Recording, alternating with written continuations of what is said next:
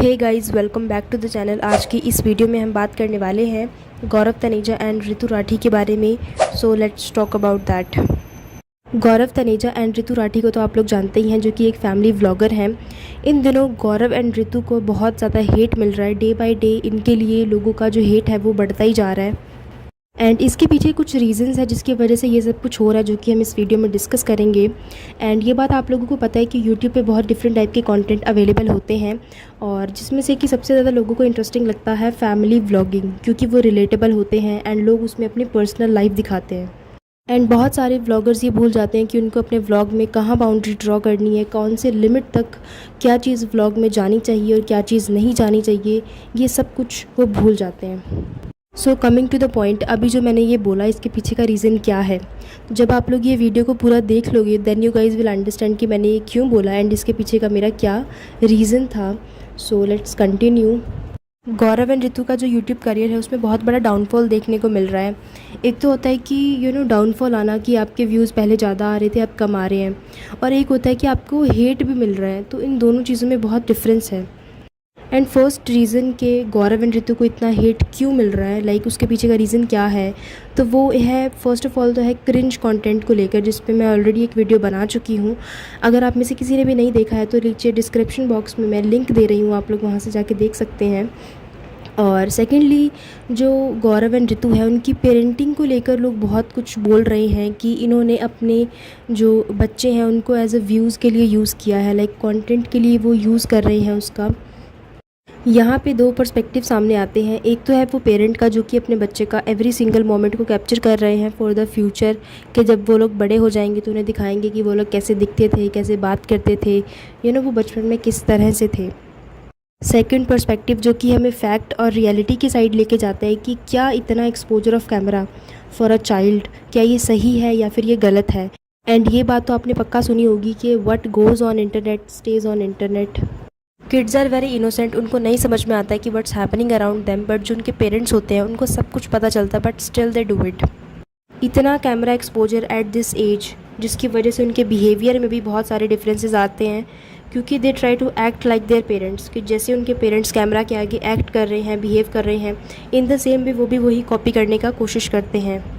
इसकी वजह से उनका जो चाइल्डहुड है वो कहीं ना कहीं खो जाता है, और जब भी उनके सामने कैमरा आता है तो वो अलग तरीके से बिहेव करने की कोशिश करते हैं। जब हम अपने बचपन की कोई फ़ोटो देखते हैं या फिर अगर कोई वीडियो हो, अगर वो देखते हैं तो हमें एक नॉस्टैल्जिया वाली फीलिंग आती है और हमें बहुत अच्छा लगता है।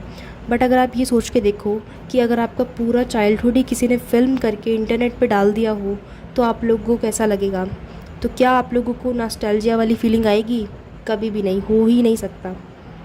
गौरव एंड ऋतु के केस में ये बात बहुत नॉर्मल लगती है कि जब भी उनके बच्चों को चोट लगती है तो हमेशा उनका फर्स्ट टेक ये होता है कि कैमरा उठाया जाए, शूट किया जाए, एक कंटेंट निकाला जाए यहाँ से। लॉकडाउन के ही बहुत सारे ऐसे व्लॉग्स हैं जिसमें ऋषि को चोट लगी है या फ्रैक्चर हुआ है, जिसमें सबसे पहले गौरव ने कैमरा उठाया है। As a parent first take ये होता है कि उसे डॉक्टर के पास लेके जाना है, उसके बाद ही कुछ दिमाग में आता है। लेकिन गौरव एंड ऋतु के केस में फ़र्स्ट ऑफ ऑल ये लोग कैमरा उठाते हैं, उसे शूट करते हैं, उससे एक कंटेंट निकालते हैं, उसके बाद ही ये कुछ एक्शन करते हैं। एंड ये सब वीडियोस देखने के बाद कई बार ऐसा लगता है कि कंटेंट के लिए कई बार ये बाउंड्रीज़ को क्रॉस कर देते हैं और इनको इस बात का एहसास नहीं होता है।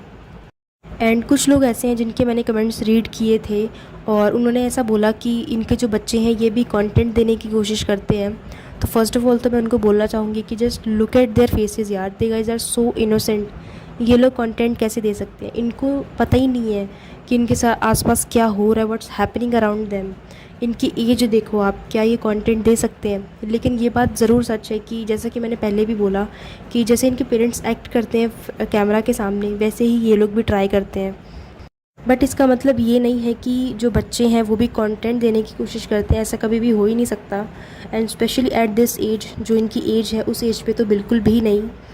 But at the same time content निकलवाया ज़रूर जा सकता है, क्योंकि बहुत सारे ऐसे फैमिली व्लॉगर्स वाले चैनल हैं जिनकी वीडियोस अगर आप लोग देखोगे तो आप लोगों को डेफिनेटली पता चलेगा कि इनके जो बच्चे हैं वो ओवर एक्टिंग कर रहे हैं और कैमरा के आगे एक्स्ट्रा ही कुछ एक्ट कर रहे हैं, क्योंकि वो लोग ऑलरेडी अपने बच्चों को सिखा देते हैं कि आपको कैमरा के आगे इस तरीके से बिहेव करना है, ये बोलना है। पूरा स्क्रिप्टेड व्लॉग चलता है उनका।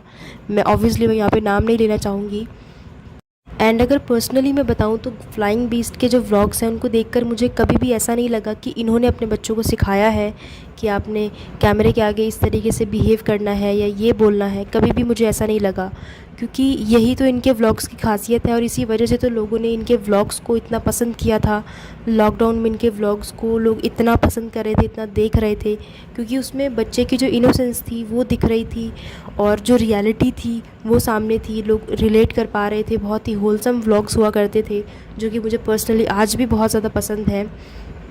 ऐसा नहीं है कि गौरव एंड ऋतु की पेरेंटिंग अच्छी नहीं है, जबकि हर पेरेंट अपने बच्चों को बेस्ट लाइफ देने की कोशिश करते हैं एंड यही सेम चीज़ ये लोग भी कर रहे हैं। बट जब आप एक सोशल मीडिया पर्सनालिटी हो तो आप लोगों को जब भी कुछ सही भी होगा तो उसे भी गलत वे में ही लिया जाएगा।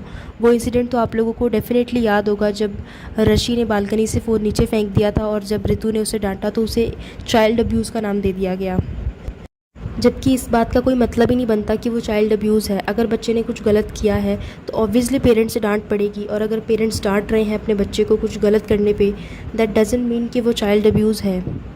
दिस इज़ द रीज़न कि इंटरनेट पे अगर आप कुछ सही भी करोगे ना तो भी उसको मिस इंटरप्ट ही किया जाएगा, उसको गलत वे में ही लिया जाएगा। एंड इसी वजह से बच्चों का जो एक्सपोजर है वीडियोज़ में या व्लॉग्स में वो कम होना चाहिए, बहुत लिमिटेड वे में होना चाहिए। So that's it for this video. And one thing that I want to tell you everyone कि ना तो मैं फ्लाइंग बीस्ट की फ़ैन हूँ और ना ही उनकी हेटर हूँ। इस वीडियो के थ्रू मैं रियलिटी और फैक्ट्स को डिस्कस कर रही हूँ एंड आप तक पहुँचा रही हूँ। That's all I am doing. So I hope कि ये वीडियो अच्छा लगा होगा। ऐसे ही और भी इंटरेस्टिंग कंटेंट देखने के लिए आप लोग मेरे चैनल को ज़रूर सब्सक्राइब कीजिए। वीडियो पसंद आया होगा तो लाइक एंड शेयर ज़रूर करना एंड कमेंट करके मुझे अपने ओपिनियंस, अपने व्यूज़ मेरे साथ डेफिनेटली शेयर करना। So thank you so much guys for watching this video. I will see you in the next one. Till then keep watching. Thank you.